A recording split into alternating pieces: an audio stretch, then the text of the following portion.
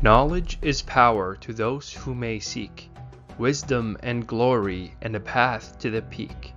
In the knowledge of history you can learn and see who you are and who you could be. Though I have passed, my stories won't die, for you to gain wisdom, so who am I? I was born in the city of Raif in the year 763, and I spent my childhood in the shadow of my father, who was the governor of Khurasan state during the caliphate of his father. Growing up, I studied history, geography, rhetoric, music, poetry, and economics. However, most of my education was dedicated to mastering hadith and the Quran. In addition, I underwent advanced physical education as a future mujahid, and as a result, I practiced swordplay, archery, and learned the art of war. Before I became a caliph, in the year 780 and again in 782, I had already led campaigns against the caliphate's traditional enemy, the Eastern Byzantine Empire. My latter expedition was a huge undertaking and even reached the Asian suburbs of Constantinople. It was noted that the Byzantines had lost tens of thousands of soldiers during my campaign, and I had to employ 20,000 mules to carry that loot back. Then, upon my return to the Abbasid realm with the loot, it was noted that the cost of a sword fell down to just 1 dirham, and the price of a horse to a single gold dinar. As a result of my keen interest in politics and governance, my father, who was a caliph at the time, recognized my talents and appointed me as governor of the province of Khurasan when I was just 18 years old. I quickly established myself as a capable and effective ruler, and I gained a reputation for fairness and justice. When my father passed away in the year 785, my older brother became his successor. But under suspicious circumstances, he passed away just 1 year later. I became next in line to rise to the throne in the year 786 when I was only 22 years old. It was noted that on the day of my accession, my first son, who later became caliph, was born. As soon as I took power, I knew that I had to act quickly and decisively to restore order and stability to the realm. I began by consolidating my power and asserting my authority over the various factions and tribes that vied for control. I also initiated a series of military campaigns to expand the empire and protect our borders from foreign invaders. But I was not content to merely rule with an iron fist. I also recognized the importance of diplomacy and cultural exchange. I established diplomatic relations with other nations, including the Byzantine Empire, China, India, and others, and I welcomed scholars and intellectuals from all over the world to our capital city of Baghdad. I was known for my humbleness and piety. I was terrified for my soul in the afterlife, to the point where I would quickly cry when I thought of Allah and read poems about the briefness of life. One day, after becoming a caliph, I asked my servant to bring me Ibn Sammak, a renowned scholar, to obtain wisdom from him.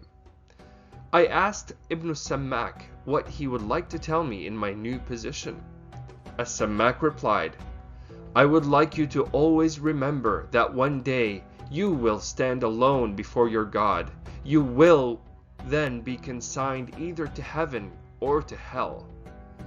His words fell harsh on my ears, and my eyes quickly filled with tears as I fell in a state of despair. My servant cried out in protest that Amirul Mu'mineen will definitely go to heaven after he has ruled justly on earth.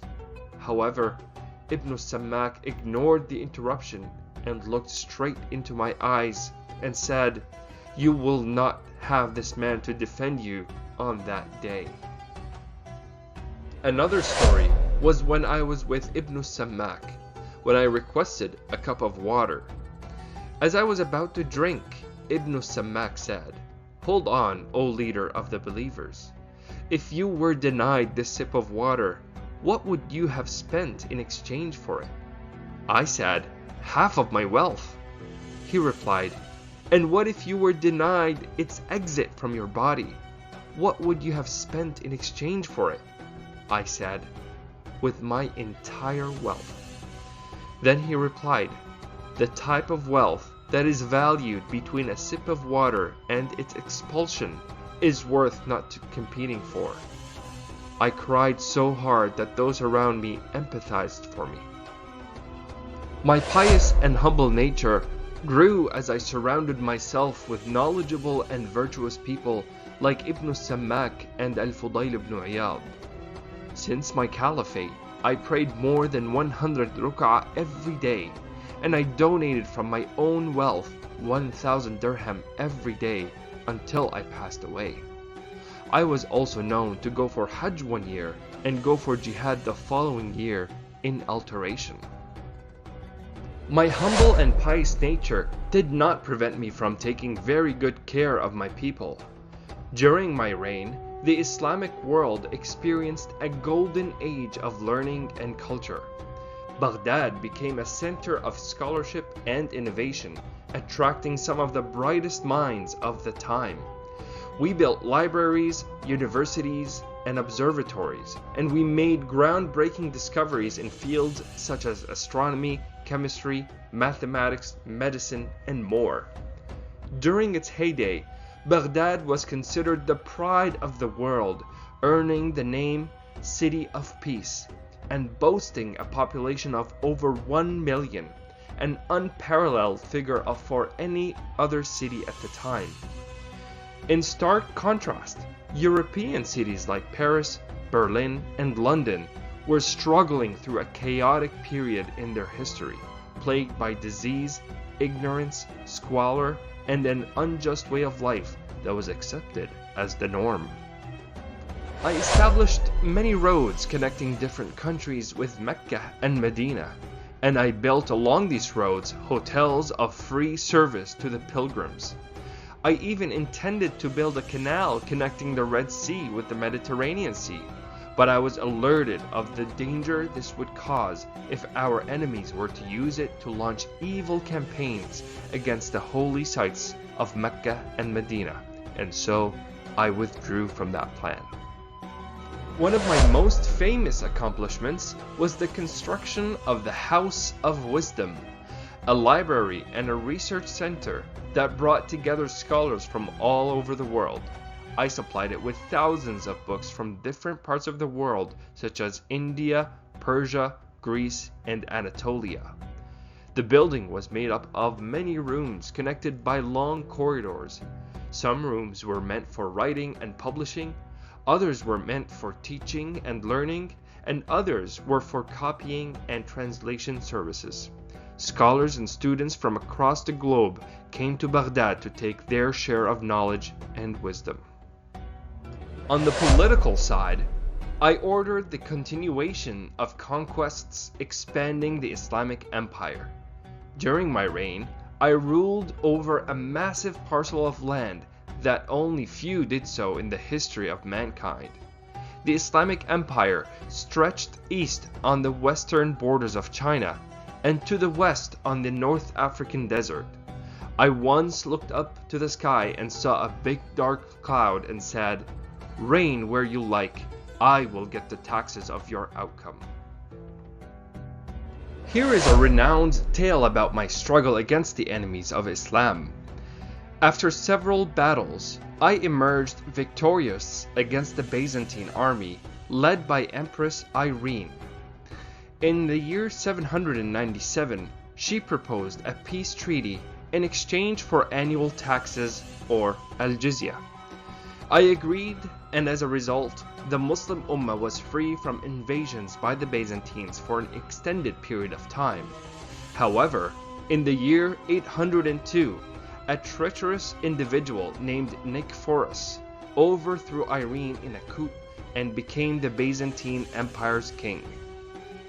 He immediately stopped paying the annual tax, which nullified the peace treaty Irene initiated. He sent an arrogant letter to me saying, "From Nicephorus, king of the Romans, to the king of the Arabs. It came to my attention that Queen Irene treated you like a brother and gave you from her treasures, but that is only due to the weakness of women.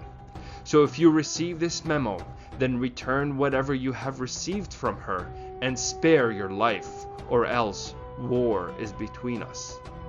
Enraged by his impudence, I took the same paper and wrote on the back of it, "From the leader of the believers to Nicephorus, the dog of the Romans.